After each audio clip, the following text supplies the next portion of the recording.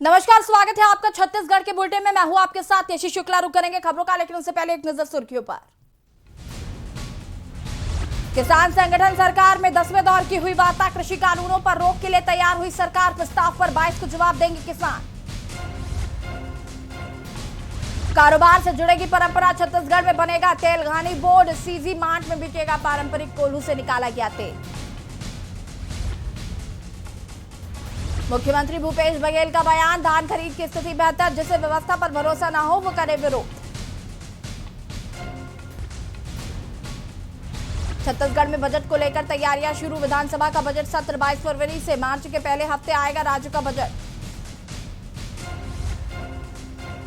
Vaccine का अनोखा स्वागत, कोविशील्ड वैक्सीन की दूसरी खेप लेकर रायपुर पहुंचे विमान का वाटर कैनन से स्वागत। इस बार 2.5 लाख डोज आए। राज्य में मौसम में लेगा फिर करवट, दक्षिण से आ रही हवा से छाए रहे बादल। छत्तीसगढ़ में आज से फिर पड़ेगी ठंड। आप देख रहे हैं के न्यूज, खबरों का सारथी। एक और पूरे देश भर के किसान दिल्ली की सीमाओं पर केंद्र की भाजपा सरकार की ओर से लाए गए 3 विवादित कृषि कानूनों के खिलाफ बीते 1 महीने से अधिक समय से प्रदर्शन कर रहे हैं। वहीं दूसरी ओर छत्तीसगढ़ में भाजपा किसानों के लिए प्रदर्शन कर रही है। भाजपा यह प्रदर्शन राज्य में धान खरीदी की प्रक्रिया में किसानों के सामने आने वाली समस्याओं के खिलाफ कर रही। वहीं राज्य के मुख्यमंत्री भूपेश बघेल ने इस संबंध में प्रदर्शन करने वालों को आड़े हाथों लिया है। क्या कुछ कहा है, सुन लेते हैं। अभी धान खरीदी लगभग 81 लाख मीट्रिक टन धान की खरीदी हो चुकी है और लगभग करीब 17.5 लाख 18 लाख किसान धान बेच चुके हैं। भारतीय जनता पार्टी आंदोलन कर रहे हैं। वो नेता आंदोलन करे जिनको इस सिस्टम में विश्वास नहीं है। वो नेता आंदोलन करे जो धान नहीं बेच पाए हैं, जो धान बेच भी लिए हैं और पूरी राशि प्राप्त कर लिए हैं। तो मैं नहीं समझता कि नैतिकता के नाते उनको आंदोलन करना चाहिए।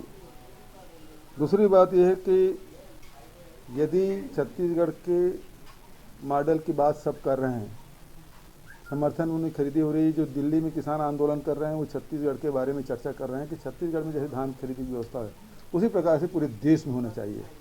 भारतीय जनता पार्टी के केंद्रीय शीर्ष नेतृत्व इस बात को जोर दे रहे हैं कि हम निजी मंडियों में या निजी हाथों में यदि अनाज को बेचेंगे तो हमारे आय दुगुना हो जाएगी। सारे केंद्रीय मंत्री ये बोल रहे हैं। तो भारतीय जनता पार्टी के नेता यहाँ छत्तीसगढ़ में निजी हाथों में क्यों नहीं बेचे?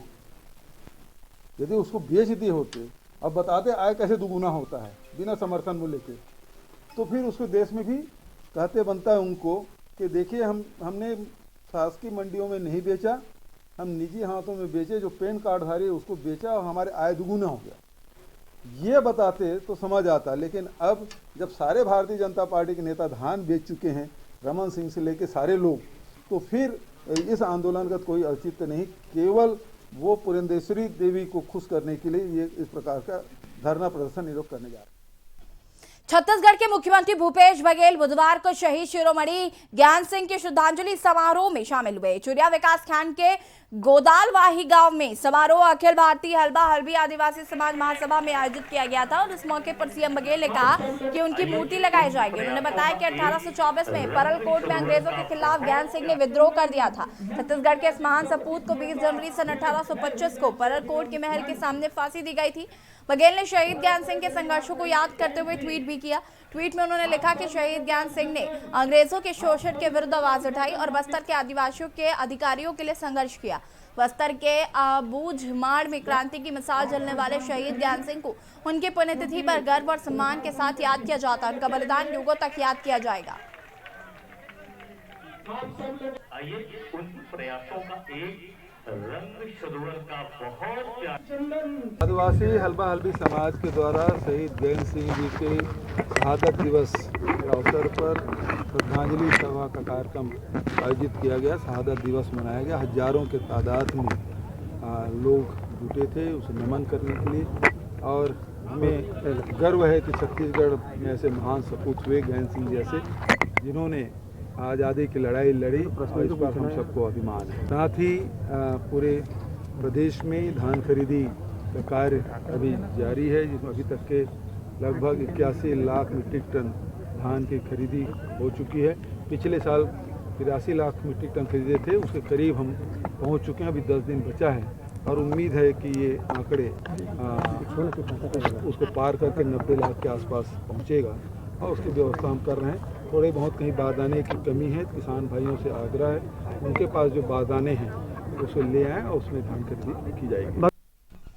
छत्तीसगढ़ में अपराधों को लेकर प्रदेश के गृह मंत्री ताम्रध्वज साहू ने बयान दिया है। उन्होंने प्रदेश में बढ़ते अपराध को गलत ठहराया। गृह मंत्री ने कहा कि अपराधों में लगातार गिरावट आ रही है। छत्तीसगढ़ में बड़े बड़े घटनाक्रम को 99% रिकवर किया गया है, जिससे कि पुलिस के कार्यों की प्रशंसा करनी चाहिए। हम लोग कोशिश, पुलिस का जो काम है वो पूरा करते हैं। पुलिस के तरफ के कारण लूट हो रहा है, पुलिस के कारण हत्या हो रहा है, ऐसा नहीं। तो उसको सामाजिक चेतना, वृद्धि की बात आपने कहा वो सही नहीं है। लगातार गिरावट आ रहा है, वृद्धि नहीं हुआ है। हमारे पास आंकड़ा है, पिछले वर्षों का भी है, हमेशा का भी है। हम लोग कोशिश, पुलिस का जो काम है वो पूरा करते हैं। पुलिस के तरफ के कारण लूट हो रहा है, पुलिस के कारण हत्या हो रहा है, ऐसा नहीं। तो उसको सामाजिक चेतना आनी चाहिए, जागरूकता आनी चाहिए, पारिवारिक रूप से संस्कार की बात आनी चाहिए। हमें तो आप लोग बताएं, कोई भी बताए कि ये काम करो तो हत्या बंद होगा, मैं अपने विभाग को आदेश देने को तैयार। ये आदेश कर दो तो चक्कूबाजी बंद होगा, तो मैं आदेश करने को तैयार। तो ये कहना कि बहुत बढ़ रहा है, ऐसा नहीं है। बलौदाबाजार नगर पालिका के अध्यक्ष, पार्षद और सीएमओ इंजीनियर के बीच विवाद लगातार बढ़ता जा रहा है। वही बलौदाबाजार नगर पालिका सीएमओ राजेश्वरी पटेल और इंजीनियर नेमीचंद वर्मा के मनमानी रवैये को लेकर नगर पालिका अध्यक्ष और पार्षदों ने नगर पालिका गेट पे ताला जड़ दिया। इधर ताला लगने से नगर पालिका का कामकाज पूरी तरह से बंद हो गया। मौके से सीएमओ राजेश्वरी पटेल और इंजीनियर नदारत होने से उनका पक्ष नहीं मिल सका। इधर मीडिया ने जब उनसे बात करनी चाहिए तो उन्होंने बाद में जानकारी देने की बात कहते हुए चले गए। वहीं अध्यक्ष सहित सभी पार्षद गेट में ताला बंद कर अनशन पर बैठे रहे।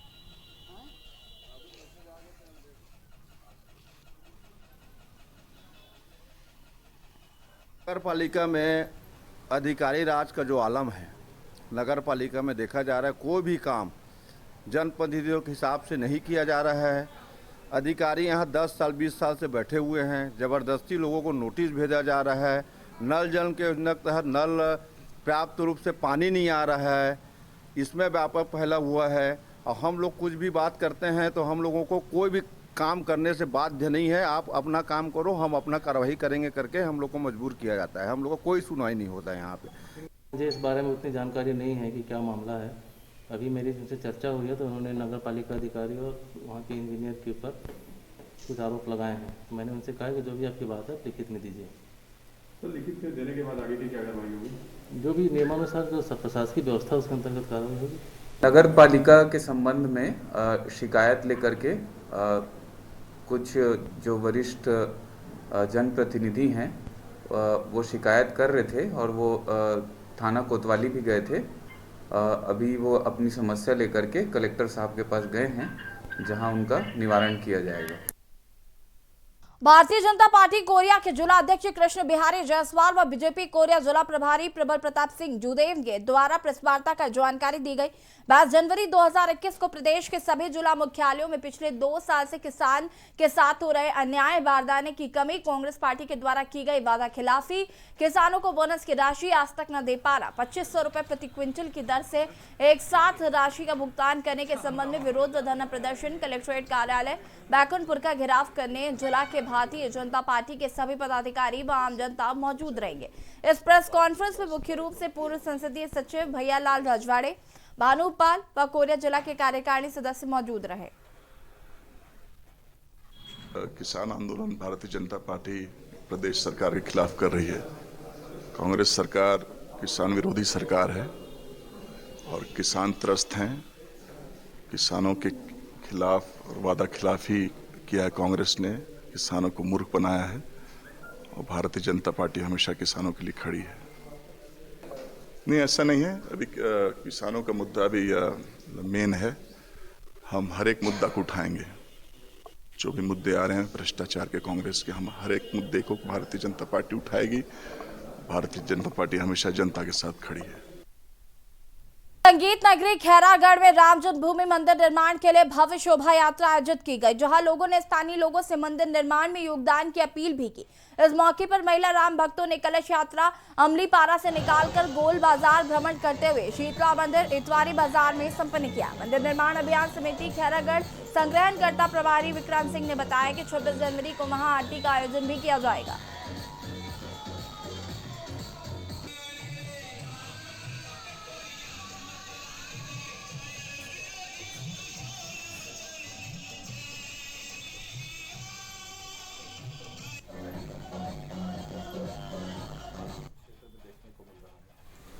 लगातार राम भक्त और आम जनता राम मंदिर से कैसे जुड़ सकें उस विषय को लेकर आपस में किसी न किसी इस तरह के आयोजन, जैसा कि आज कलश यात्रा हुई जिसमें 500 से अधिक हमारी बहनों और माताओं ने कलश यात्रा निकाली। राम भक्त हमारे नौजवान साथी वरिष्ठों का भी भरपूर सहयोग रहा। 26 तारीख को एक महाआरती का कार्यक्रम रखा गया। कोरिया जिला के सामुदायिक स्वास्थ्य केंद्र पटना में नेत्र शिविर का आयोजन किया गया, जिसमें डॉक्टर सिंह नेत्र रोग विशेषज्ञ द्वारा 17 मरीजों का जांच उपरांत सफलतापूर्वक आंख का ऑपरेशन किया गया। मरीजों से मिलने वाले कोरिया जिला पंचायत अध्यक्ष रेणुका सिंह के द्वारा मरीजों का हालचाल पूछकर फल व कंबल वितरित किए गए।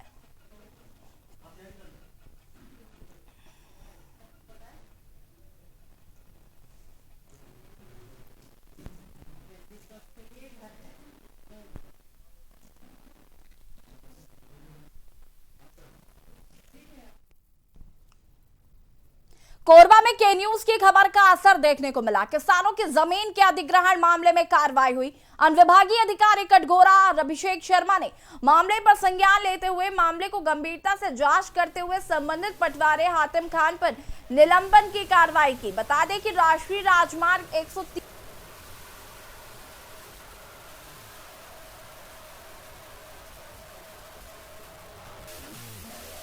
यहां के अशफाक अली ने बताया कि यहां के पदस्थ हल्का पटवारी हातिम खान ने जानबूझकर द्वेष की भावना से गलत तरीके से भू अर्जन पत्रक प्रस्तुत किया है, जो कि पूरी तरह से गलत है। हमने इसकी जानकारी व शिकायत अनुविभागीय अधिकारी राजस्व कटघोरा से की थी।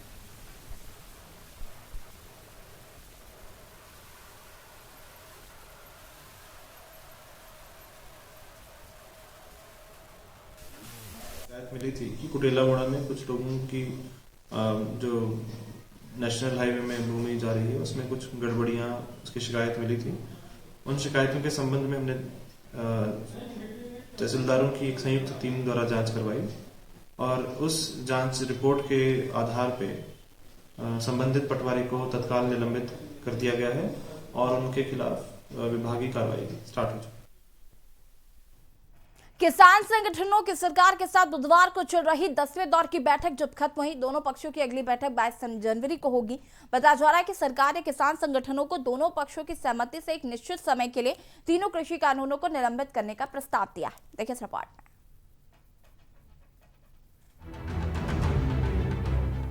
किसान संगठन और सरकार के बीच बुधवार को 10वें दौर की बातचीत हुई।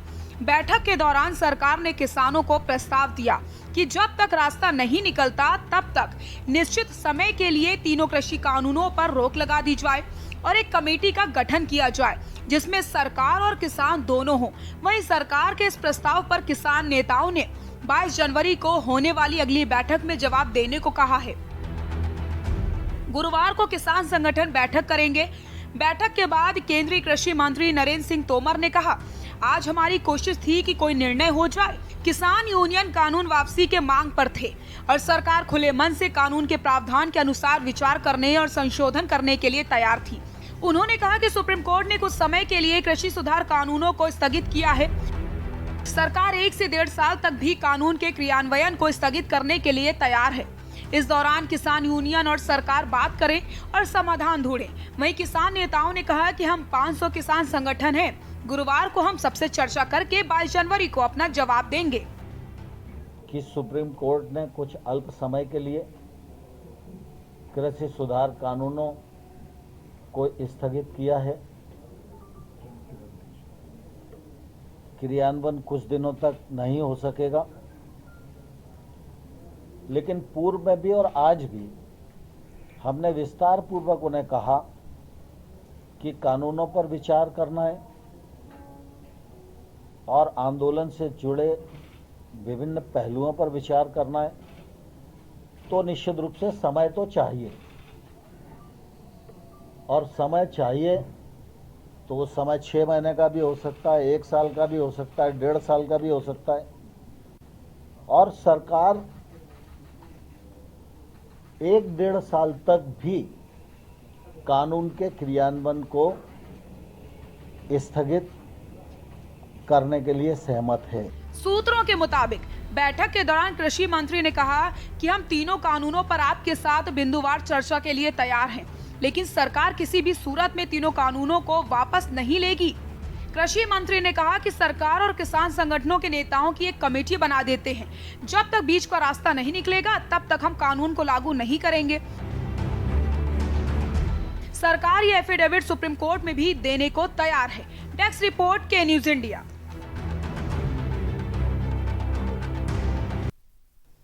छत्तीसगढ़ में हो रही धान खरीदी में बारदानों की कमी से किसानों को परेशानियों का सामना करना पड़ रहा है। वहीं सूरजपुर जिले की बात करें तो धान खरीदी समिति प्रबंधकों के द्वारा तौल में गड़बड़ी की जा रही है।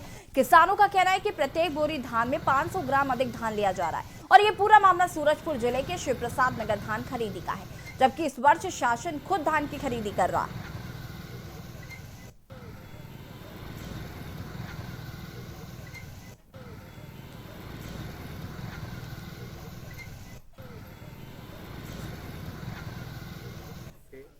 धान लाया हूँ, टोकन के लिए भी परेशानी हुआ। 1 माह करीब रहेगा यहाँ, आज देंगे कल देंगे, लास्ट में फिर हम लोगों को 1 हफ्ता हो गया, मिल गया है। और धान के विषय में यही है कि 41 किलो 200 ग्राम का भर्ती लिया जा रहा है, जिसका भी हम लोग तो भाई अगर कम हो गया 41 किलो है तो लोग बोलेंगे नहीं चलेगा इतना, तुम्हारा 41 किलो क्यों नहीं है, इसमें भरो नहीं तो किनारे करो। के द्वारा जिनकी शैक्षणिक योग्यता 8वीं पास से ग्रेजुएशन तक की है, तो जिला कलेक्टर ऑफिस पर रोजगार के लिए चक्कर लगा रहे। डिप्टी कलेक्टर से मुलाकात कर अपने गरीबी बेरोजगारी की दुहाई देते हुए रोजगार की आस लिए कोरबा डिप्टी कलेक्टर से मुलाकात की। डिप्टी कलेक्टर ने आश्वासन दिया है कि रोजगार तो मुहैया नहीं हो सकता, मगर बैंक के माध्यम से व्यवसाय करने के लिए लोन दिलाया जा सकता है, जिस पर दृष्टिहीन दिव्यांग लोगों का कहना है कि हमें लोन नहीं चाहिए, हमें किसी भी प्रकार का रोजगार प्रदान करें।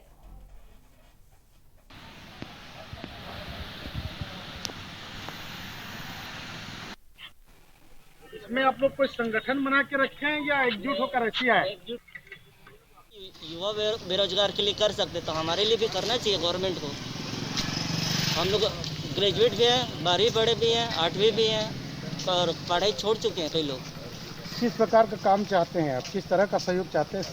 भाई गवर्नमेंट सेक्टर में बहुत सारे जॉब है, गार्डन में करने वाला काम है, पियोन का काम है, और मान के चलिए गेट कीपर का है, टेलीफोन ऑपरेटर का भी है, और बहुत सारे काम हैं। जगदलपुर शहर में हर जनता के बीच विश्वास जीतकर हर दिलों में राज करने वाली कोतवाली पुलिस एक बार फिर किसी परिवारों की मुस्कान बनी है। कोतवाली थाना प्रभारी के नेतृत्व में शहर से गुम हुई बालिका को कोतवाली पुलिस ने पता तलाश कर परिवार को सुपुर्द किया। कोतवाली टीआई एमएन साहू ने बताया कि लाल बहादुर शास्त्री वार्ड में रहने वाले परिवार ने बेटी की गुमशुदगी दर्ज कराई थी, जिस पर पुलिस ने तत्परता दिखाते हुए बच्ची को बरामद कर लिया है। परिवार वालों ने थाना पुलिस को धन्यवाद दिया।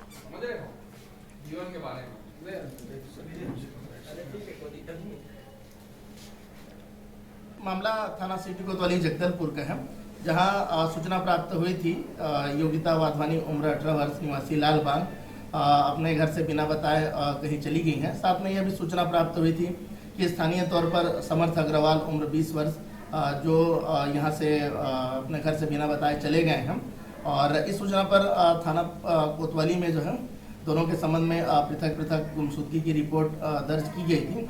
और गुमशुदगी के दौरान जो है इनके द्वारा दोनों ने अपने अपने घर में एक सुसाइड नोट छोड़ा था, और इस आधार पर इनके घर वाले काफ़ी परेशान थे। यहाँ पर वक्त हो गया एक छोटे से ब्रेक का, जल्द हाजिर होंगे।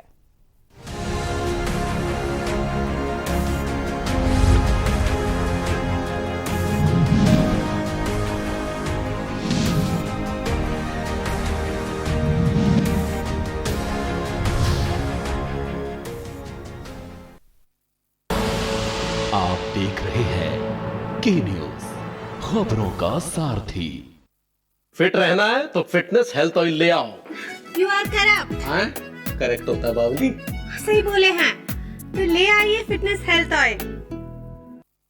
खुदी को आजमाया है तो ये अंदाज आया है, खुदी को आजमाया है तो ये अंदाज आया है। तुम में भी मैं हूं, शुद्ध प्लस पान मसाला। आप देख रहे हैं के न्यूज, खबरों का सारथी।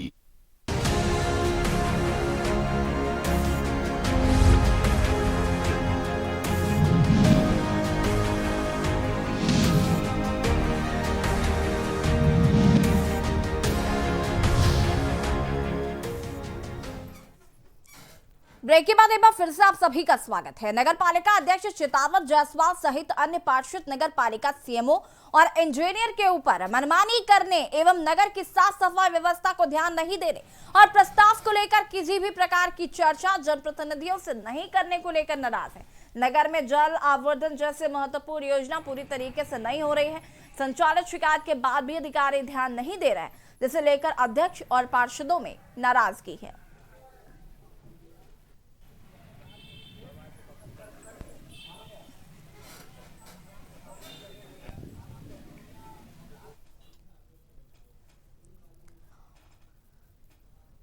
सूरजपुर जिले के ओड़गी में इन दिनों स्वास्थ्य सुविधाओं की स्थिति बद से बदतर है। हर मुमकिन कोशिश, वादों और दावों के बाद भी बेहतर स्वास्थ्य सुविधाओं की ओर ना तो शासन का ध्यान है और ना ही जिला प्रशासन का। इतना वक्त है कि स्वास्थ्य सुविधा जैसी बेहद जरूरी काम पर ध्यान दे। ऐसे में क्षेत्र के ग्रामीणों का हाल बेहाल है। बात करें ओड़गी सामुदायिक स्वास्थ्य केंद्र की, जिसका हाल उप स्वास्थ्य केंद्र से भी बदतर नजर आता है। बता दें कि यहाँ 1 वर्ष पहले लाखों रुपए खर्च कर एक्सरे मशीन मरीजों को सुविधा देने के लिए लाई गई थी, पर अब तक शुरू नहीं हो सकी।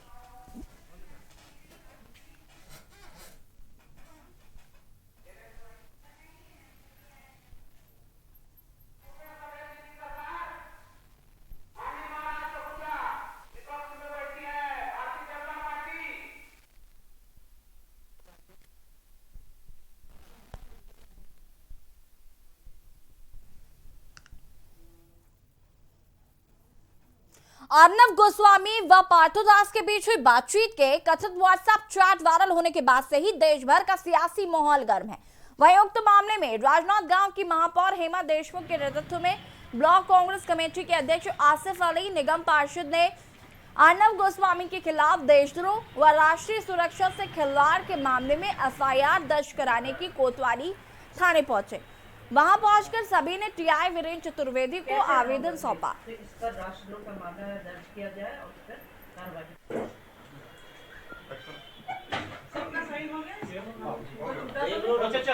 पार्थोदास के साथ में इसका जो चैट, हाँ यही है, पार्थोदास का चैट के साथ ही है। पार्थोदास आरटीवी चैनल के एंकर है, उसके हेड है अर्नब गोस्वामी जी। इतना खुफिया तंत्र हमारा जो मजबूत है, लेकिन कैसे हुआ देश के हमारे 80 जवान जो शहीद हुए हैं आतंकी हमले में, इस शहीद जवान के परिवारों को कौन जवाब देगा? क्या इसे प्लान के तहत शहीद किया गया है सिर्फ वोट बैंक के लिए? अगर इस तरह की बातें आती है, ये बहुत शर्मनाक बात है भारत देश के लिए, जहाँ पे शहीद जवानों की श्रद्धांजलि अगर आंसू और खून से हो रही है, उसके खिलाफ साजिश की जा रही है, तो बहुत गलत बात है। इसकी जानकारी होनी चाहिए, जांच होनी चाहिए और अर्नब गोस्वामी के ऊपर राष्ट्रद्रोह का मामला दर्ज होना चाहिए। महापौर महोदय द्वारा अर्नब गोस्वामी के संबंध में एक ज्ञापन प्रस्तुत किया गया है कदम सूचना दर्ज करने के विषय में, और इसमें वरिष्ठ अधिकारियों से दिशा निर्देश प्राप्त करने के बाद चूँकि ये मामला राष्ट्रीय स्तर का है, इसलिए इस संबंध में दिशा निर्देश प्राप्त होने के बाद ही कार्रवाई। खबर कोरबा के मोती सागर पारा की है, जहां पर एक व्यक्ति की नशे की हालत में मौत हो गई। पड़ोसियों के मुताबिक मृतक घुलूराम मकान में अकेला रहता था। पत्नी और बच्चे गांव में ही रहते थे। बीते शाम को घुलूराम शराब पीकर घर आया था और घर के दरवाजे बंद कर लिए। सुबह घुलूराम मृत मिला।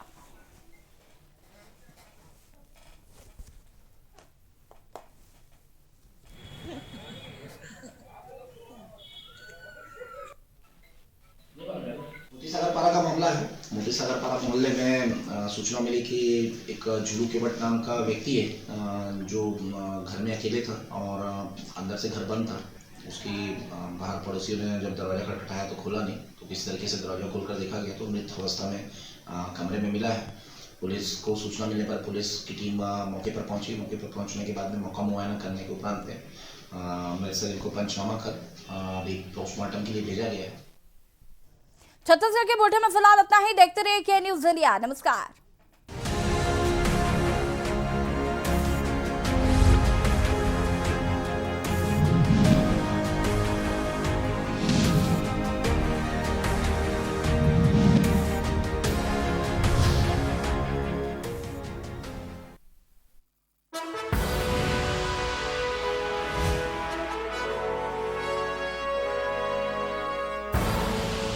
आप देख रहे हैं के न्यूज, खबरों का सारथी।